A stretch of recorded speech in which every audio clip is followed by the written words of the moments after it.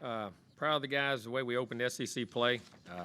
Again, a very physical game on Saturday. Thought it was a lot of big hits, a lot of plays, hard fought, played hard. Which could have capitalized on some opportunities offensively well, but I thought defensively we were outstanding in the game. Thought we controlled the tempo of the game. And we, 15 tackles for loss, 7 sacks. That's 22 negative plays, which is huge. And that's one of the things on offense, one of the main things you have to eliminate, even if it's a 0-yard gain, is negative plays. That sets you behind the chains, which gives you a huge advantage, which we took advantage of. And then it even caused some penalties. I mean, got some holding calls and stuff because of the pressure we were able to do and how physical we were, and which helped us in winning the field position battles consistently. The defense was outstanding. I think a couple times wish we could have tackled better on the perimeter. Had missed a couple little tackles there. Got to leverage the ball a little bit better at a couple places, and could have been really outstanding. But played well, pressured the quarterback, affected the quarterback, got to the run game. Controlled the line of scrimmage, which was very good. And I know, talk about our defensive line, which did a great job. But I thought both linebackers played really well. I thought 45 and 21 really played well, fit well. And that's the other part of when you're talking about front people. I mean, your front's got to control it, but those backers got fit gaps too. And then your safety's got to come down on top of that. I thought York was outstanding in the game. I think he got freshman of the week or something in the conference. Congratulations to him, very good. I mean, I think he had 11 tackles. Coop was outstanding. I mean, spine and, how he fit, how he run things down there. And he was a spy at times and was able to get to the quarterback once it got flushed. And once we got the flush, and he can close space and tackle well. I thought both those guys played really well in the game. And they had a couple plays down the field. It was good. Deuce Harmon made a couple nice plays on the ball. Chappelle getting him back in there is huge, man, because he's such a big player for us. And how he did, and Bryce, Bryce made some plays, Jacoby made some plays, Damani made some plays. I mean, they did a great job offensively. Moved the ball well early, which could have got a couple touchdowns. Had a chance there once. We could have got a read in there once, but had a couple self-inflicted wounds on some hurry-up plays. We just didn't get communicated as far as snap counts and get that ironed out. But moved the ball consistently on the day. Thought Max come in, did a great job once when Connor got injured. Came in, we got 2 drives, we got a 3 and out, and got them backed up too, because we got a penalty on that drive, and then they had to punt from the end zone. We had the ball on our side, got a couple plays, got good field position, hit a nice play action pass, and got it to his brother and scored, and then that got us a 2-score lead. Then we got another great 3 and out, then come right back and got a nice drive and had a play action and got that really nice. And then at this point thing, we had the 3rd drive and was coming again and hit a beautiful crossing route. We're inside the 20. They call a holding call, which I totally disagree with. I mean, and what they did, the way it looked, but it was not looking back. But then, hey, that's part of the game. Then come back and then got to play again. We're down to the 20. Called another one, which we'll see how they rule that one. We'll look and see. I didn't think that was either, but that's we'll see. And could have put it away, and then they got the ball back after that, and then we were driving to do it, and unfortunately we had a fumble. And unfortunately we got a fumble right there. And listen, Ruben fumbled it. He's going to get it a zillion more times. He's a great player, like I said. That's part of it. Just got to keep it tucked away and go. That was a learning curve. And then we got the ball back and knocked around and stopped them. That was huge the next drive because they had it right there and then had a chance to get it. Drove the ball to probably our 35, somewhere in that vicinity. And that's why we took the penalty. Even though we stopped him on 3rd and 10 there, the field goal kicker, it's a 52-yarder. He'd already hit one. I didn't want the game to get to 20-13, so we took the chance and moving it back 10, and our guy still got to stop, which forced a punt, which was huge because that kept it from being a 1-score game.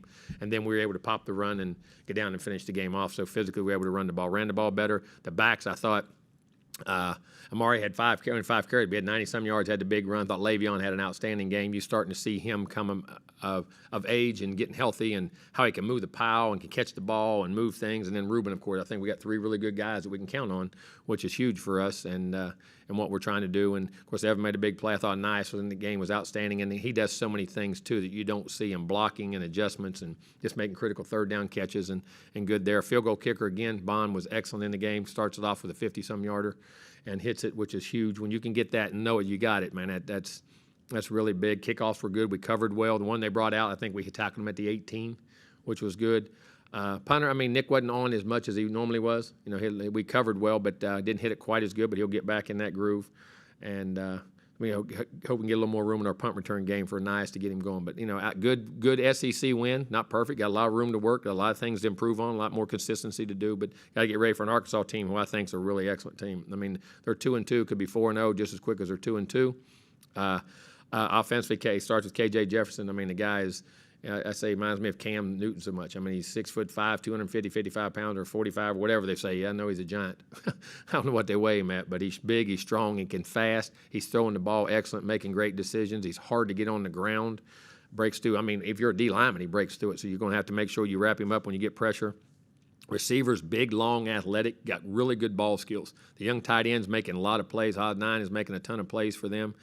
And the backs are running the ball. I know Sanders isn't in the game, and the starting back, but they're still moving it really well and scoring 36.5 points a game. So, I mean, you got to be on offense to help your defense, and your defense is going to have to get off the field and make plays. It's very challenging in what they're doing. Defensively, the two linebackers, man, 27-28, can run, make plays. They're athletic, long. Jeff Coat can rush up front. 40, the big defensive end, I mean, can play up front. And what he's doing, Jackson. Gregory, the inside guys are physical. We know McLaughlin, he's in all preseason all-conference player, long, athletic at corner, really makes plays, and Nickel does. The safeties are athletic. They got a really good team. I mean, they play the special teams. They do a great job. They had a nice fake the other day against LSU and on a fake field goal and got a nice play right there and got down in there. So, I mean, they're going to do everything, pull everything out. They're 2-2, and we're 3-1. So it's the next step we have to do. We're going to have to play a really good football game all the way, and we've got to improve on some things to get better. But they're a very good opponent, and Sam always has those guys ready to play, man. He's a good coach, a good guy, and does a great job. Questions? Right, Brent, and then Travis. Is there an update on Connor Wigman? Yeah, I mean, it'd be day to day. He's healing up. I mean, it's a little sprain, got a little swelling, and hopefully it'll come down. It looks like it will. And to have a guy like Max Johnson ready to go, and which I've said, you have two guys, and guys I've said in the beginning I felt very confident with, and what he did, and he came in and played excellent football and did a great job, and made plays and really led us to the game. Would you evaluate the job Bobby Petrino has done so far? And does a game like this, I mean, it's a big game with SEC already, but his old team, does it mean a little bit more to him in that situation? Listen, when you win them, they feel good. When you lose them, they hurt. So they all mean. And I know that sounds cliche, and you get a little, but you can't get into that part of it, man. You coaching this business long. When you start getting our age, you're going to cross over somewhere. You're going to have a lot of places. So I don't think that. Bobby's doing a great job. We're getting the ball around. And getting good balance, getting plays, getting points, and we're doing a good job. He's doing a really good job. Down front, right, Travis? Yeah, Coach. Is having brothers on a team when you have that opportunity, is that something that you particularly target? What's the pros and advantages of having those guys, especially in those positions that Jake and Max Well, usually sometimes brothers aren't good enough to be on the same team to play at this level. I mean, that's a rarity that, there's combinations that happen a lot of times, but, I mean, that doesn't happen very often at that level, that guys play at a high level and really good teams that are productive and be able to throw and catch to each other. That's pretty cool. I mean, that is a pretty neat thing to do, and for them to get a touchdown like that, I know was outstanding. I know the folks were happy about that, and I know they were. They probably weren't at the time. They probably didn't think much about it at the time until afterwards, probably, when it happened. But they're just competing in the game. Both guys are outstanding players, and both guys were highly recruited at each position, and they're showing it in college. An update on Jordan Gilbert and Noah Thomas. Noah should be good. Should be ready to go. Jordan had his surgery on his shoulder, so he'll be out for a while. Go second row, David, and then Olin. Jimbo, can you talk a little bit about some of the offensive struggles in the first half of just converting from getting 7 as opposed to 3? Well, we went down and had 2 penalties. We had 2 hurry-up plays, and we didn't get the snap. We got it, and one of them didn't hear it, and the other one didn't hear it, and guys getting anxious, and just that's all it was. And we put ourselves behind the 8 ball, and then we had a chance on one read. We could have thrown the ball, and we went past it and got to the next one and kicked a field goal. You put yourself, but you have penalties down there. It's hard, and we had 2 penalties on that one drive on hurry-up plays. And then follow up on the no-huddle plays. We got to make sure the communication's better and just get the calls. Just follow up to that, too. In the second half, there's been a lot of adjustments. Talk a little bit about how you guys in the Miami game and in the Auburn game opened it up, the offense. Well, I mean, adjustments that's good, and it's overrated, too. You know what you're doing. You're adjusting. I mean, what I'm saying is you sense what they do and how they're doing it. We're making good adjustments, but really it's getting the kids, getting the communication. We're not doing anything different we practice or even we called in the first half. We're getting the kids calmed down to make sure they see it and get it executed. I mean, you can make all the adjustments in the world, but if you don't execute it, it's the same problem you got in the first half. You know what I'm saying? And getting the adjustments to, not the adjustment to the kids, but to letting them see what's going on and truly what's happening, and to also just take a deep breath and relax. And sometimes, we've started fast, really, in all the games. We scored points early, but we were a little, out of sorts in the beginning of this one. I think our kids calmed down the second half, and we realized, took a deep breath, and we challenged them. Listen, it was 6-3, and then in hindsight, you wish you went out and played perfectly. But in hindsight, for me, looking back at it and how we got it, and once we got the win, I was proud of being able to but keep your composure, not panic, not do something stupid, and come out and execute 2 really good drives. And then I thought a third drive, which we'll see what the call is. I don't mean to keep harping on that, but it frustrated me because you're putting the game away right there, or putting it hard. It's going to make it very hard for them to come back in the game because you could have got to 24-3 or 27-3.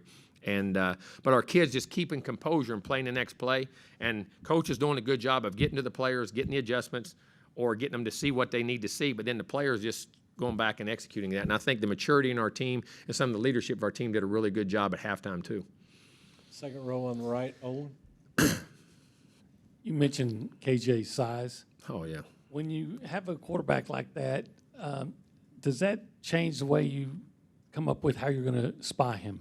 Well, yeah. I mean, who it does it, or how you do it, or which way you force him, or how do you collapse, or try to rush the pocket, or every quarterback has things he does well and things he doesn't do as well as the others, and you're always trying to force them to do the things they don't do well, whether it's scramble their left, scramble their right, or sometimes contain in the pocket. Some guys you want to build that wall, and like say you want pass rush, but as much as anything, the worst thing a quarterback has, in my opinion, I'd rather have a guy run at me free. I've always said that. At least I can make him miss if I can see him.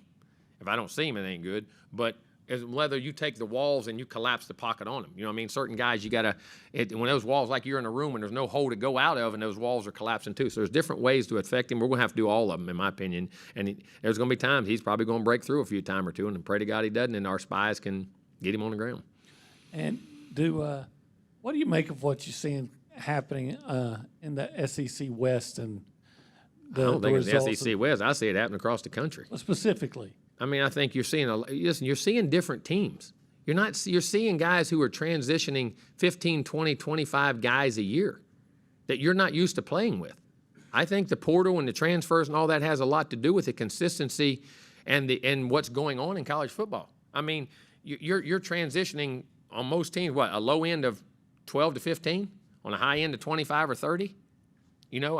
So I think consistency, knowing schemes, knowing kids, competition, new players. I mean, I think all that matters in your continuity of how you're trying to play at the beginning, especially early in the year. And I think as you grow into the teams you have, I think that's affecting play. And that's why you're seeing a lot of upsets, a lot of different things going on, and the way play is.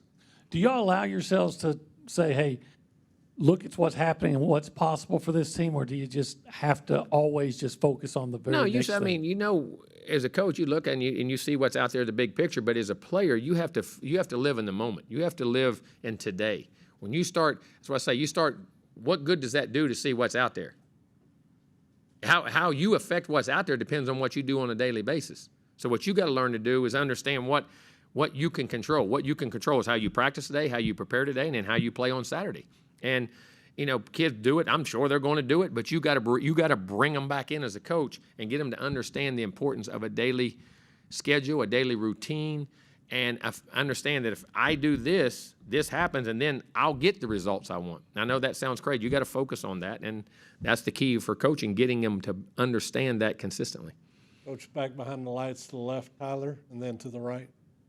I don't know if the neutral site has anything to do with it, but what is it about this Arkansas match that just seems to always be a close game between these two teams? Well, I mean, you got two teams that are used to playing each other for many, many years. There's great history. There's great tradition back to the Southwest Conference days and all the games and how much they meant.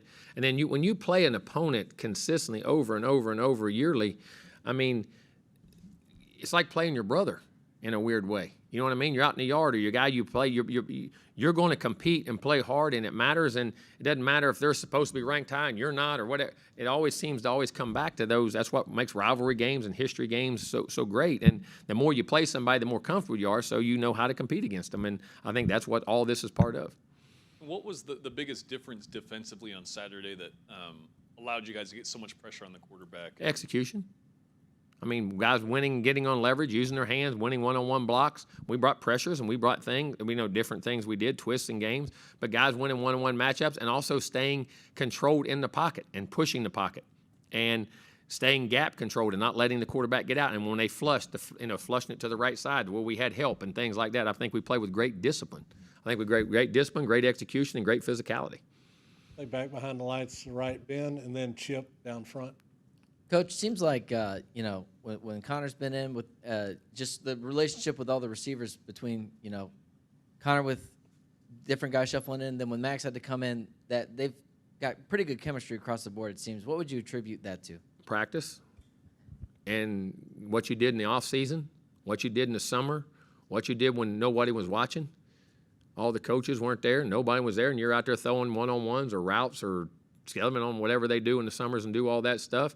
And I think good practice habits. I mean, we're learning to practice better, and you got guys that can execute, and guys are fighting and competing for jobs because they want playing time and they want the ball. So when they get their opportunities, they got to make the most of it. So you're practicing well, you're playing well, and we're able to do that. And you got guys with experience. When you have experienced guys who run and do the same things, man, you can throw the ball there. You know where he's going to go. You know what he's going to be. And you know the quarterback's going to get you the ball. You're going to play fast. That's the thing that I think we keep forgetting. Like, is there's a magical formula. We're doing the same thing. We're just doing them really well. And we're doing it with more experience and more composure and poise. And we still got to get that way. Right below the lights, Coach Chip Howard. Jimbo, I'm wondering what was going through your mind when you realized that the Auburn player was running by you on the scoop and score there on the field. Nothing.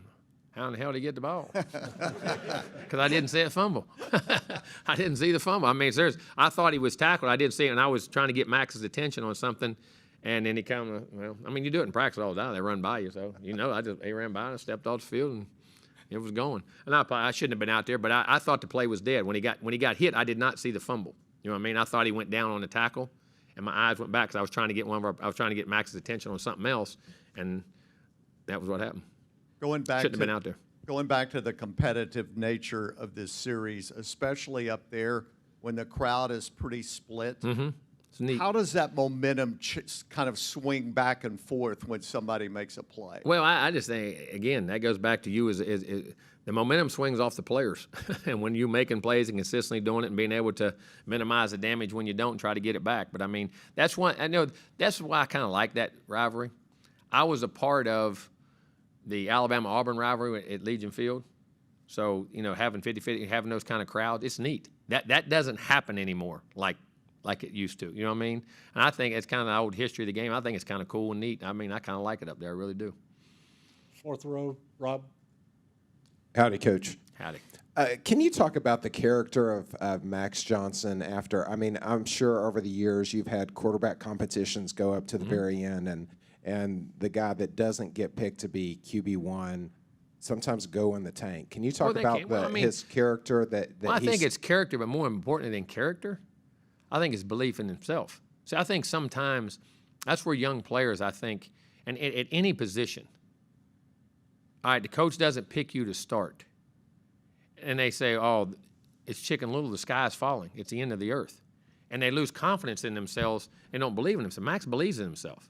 And he did. And that's one of the things I love about him. You know what I'm saying? And he's like he said, I'll compete. I'll be ready. I don't agree. Like you said, I don't agree with your decision. I think which is what you want. That's exactly what you want. But a lot of guys lose confidence in themselves and then don't prepare for the opportunity when it comes again. That's maturity and character and what he did. But he never lost confidence in himself. And you see it at all positions. You see it whether you're a corner, you're a DB, you're an offensive lineman, or I'm not playing as much, or that guy's not playing as much, or that tight end's playing more, that running back, he got 12 carries that game and I got 3. They don't believe in me. Oh, my Lord. So how you know the next game you don't get 12? I mean, games and coaches and situations happen up and down based off, a guy gets a hot hand. A DB gets a hot hand, he's covering a guy well, so he plays more that game. Or the back, you're planning on splitting carries, but that guy's hot and he's averaging 6 yards a carry. Why am I taking him out of the game? Or that offensive line group is working good together. They're pulling it back together. Let's stay hot. Just because one game you don't play doesn't mean anything else. And Max took that. Okay, they didn't pick me, but I still believe in myself. He prepared well. And like I say, there's opportunities in life that come in front of you. And you hear people say, oh, man, I never got a chance. You never took advantage of your chances, and you weren't ready for your chances. They may not come when you thought they would come, but they're going to come, and it's inevitable. You're going to get your time, so prepare for it. And now, is that hard? Yes, that takes character, maturity, all those things, and that's one of the things I commend about him. And you mentioned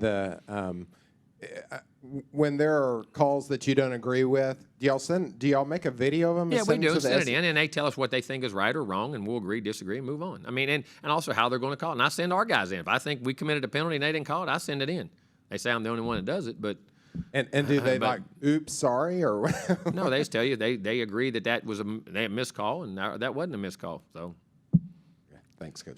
y'all just don't get privy to all that, Down front. which they shouldn't, and I get it because officials take a heck of a beating anyway. I mean, guys get on them all. They don't mess up on purpose.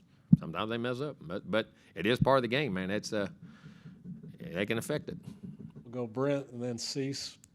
I know you're a college football historian. Has anybody brought up Tommy Lewis and Dickie Magel to you in the past couple days? The tackle, Alabama Rice Cotton Bowl, Cotton Bowl, 1954. I thought coming you off the might have heard bench. about Do it right now. Dickie Magel running for Rice, and Tommy Lewis came off the bench for Alabama, tackled Probably a Magel. much more known story around this part, but he played for Alabama. I just thought. Oh maybe no, somebody no. mentioned Oh, that you to mean for me tackling him on the sideline? That's You right. mean me? No, I wouldn't have done that. Sorry, that was a long way to get to that. Now somebody else that happened. Didn't it happen in pro ball somewhere? Huh? Did he tackle him? Or Tom? There was something with Mike. I know Mike was actually a buddy of mine. I have to ask him about it. Woody Hayes was. No, Mix it up a little that bit. was afterwards. That was Okay, after that the. wasn't during a play. Yeah, I know the whole story behind that one too.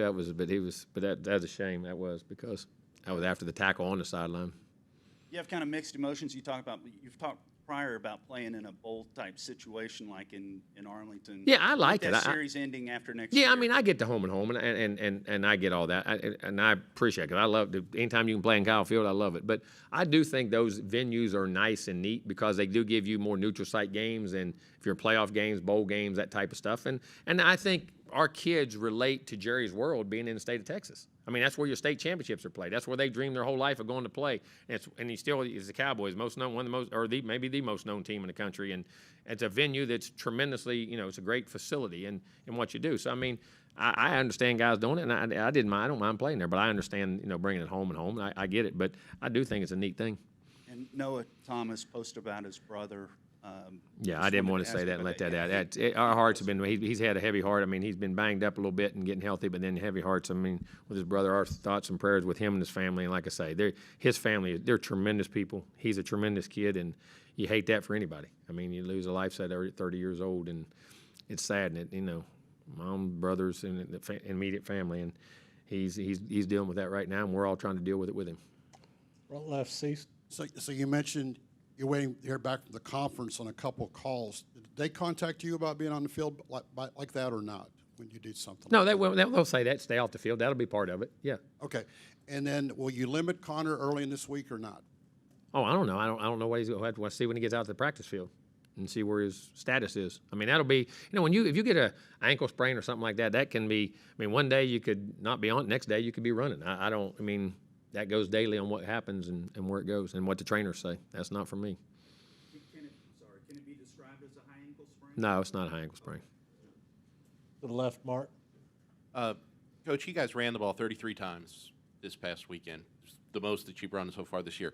Was that by design, or was that just how the game worked out? Both. We wanted to run the ball, and we're trying to stay balanced. And then as the game went on, taking control and how to get guys back in, which if you go back to it, what are both our touchdown passes come off of? Hard play action.